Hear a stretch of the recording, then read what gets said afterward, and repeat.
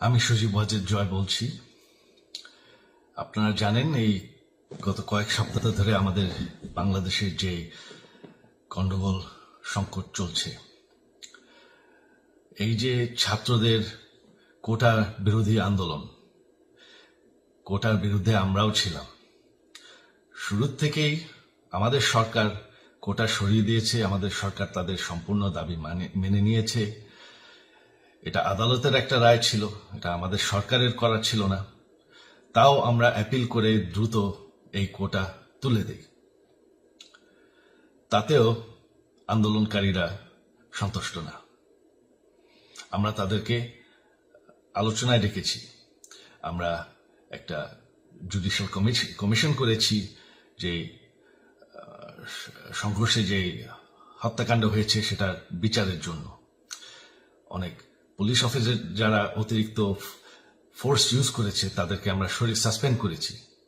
তাতেও এই আন্দোলনকারীরা সন্তুষ্ট নয়। আমরা যতই ছাড় দেন, প্রধানমন্ত্রী নিজেই তাদেরকে ডেকেছেন যে আসেন আমরা আলোচনায় বসি, তাতেও তারা সন্তুষ্ট না। আমরা যতই ছাড় দিতে থাকি, যতই তাদের দাবি মেনে নিতে থাকি, তারা কিছুতেই সন্তুষ্ট না, তারা খালি দাবি বাড়িয়ে যাচ্ছে। এখন দাবি হচ্ছে যে সরকারের পতন। তবে সরকারের পতন হওয়ার পর কি হবে?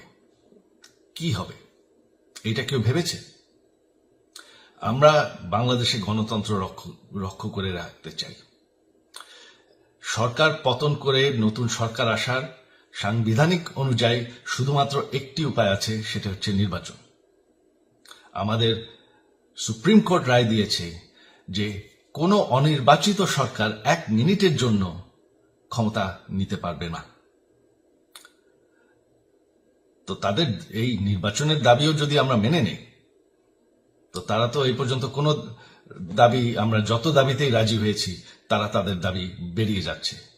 তার মানে কি, আমরা যদি এখন এই নির্বাচন সরকার পতনের দাবিও মেনে নেই, তারা তখন দাবি করবে যে না, এই সরকারের আন্ডারে নির্বাচন, এই নির্বাচন আমরা মানব না। তখন কি হবে? এটা কেউ ভেবেছেন? জানি আমাদের সেই সুশীল সমাজ আবার আলোচনা করছে সেই তত্ত্বাবধায়ক সরকারের অভিজ্ঞতা তো আমাদের আছে। আপনারা ভুলে গেছেন? সেই তত্ত্বাবধায়ক সরকারকে নষ্ট করে দেওয়া হয়েছিল বিএনপির আমলে ইলেকশন রিগ করার জন্য। তারপর যখন আরেক তত্ত্বাবধায়ক সরকার আসলো, দেশের কি অবস্থা হয়েছিল। শেষমেশ সবথেকে বড় কথা যে আমাদের সংবিধানে স্পষ্ট বলা আছে এবং আমাদের সুপ্রিম কোর্ট রায় দিয়েছে যে অনির্বাচিত সরকার 1 মিনিটের জন্য দেশের ক্ষমতায় থাকতে পারবে না।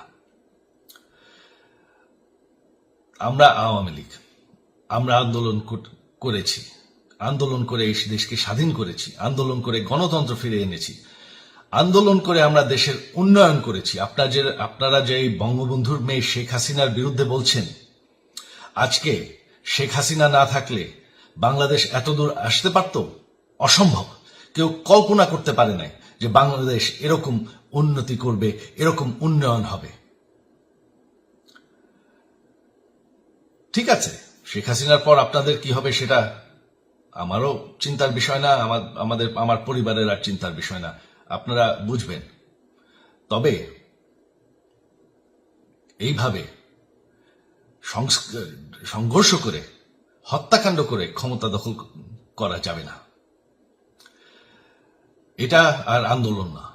যখন পুলিশ হত্যা করা হচ্ছে, নিরীহ মানুষের উপর হত্যাকাণ্ড চলছে, মানুষের বাসায় আগুন দেওয়া হচ্ছে, জার্নালিস্টদেরকে হত্যা করা হচ্ছে, এটা হয়ে গেছে সন্ত্রাস।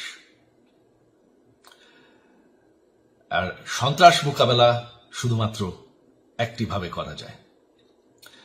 আমার অনুরোধ, আমাদের ল এনফোর্সমেন্ট, আমরা অনেক ধৈর্য ধরেছি,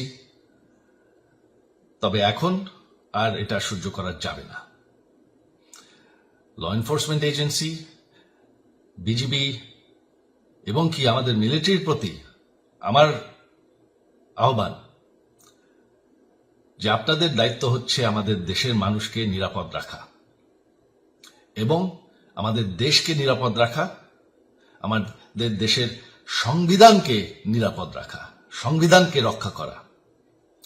তার মানে এক মিনিটের জন্য কোনো অনির্বাচিত সরকার আমাদের ক্ষমতায় আসতে দিবেন না।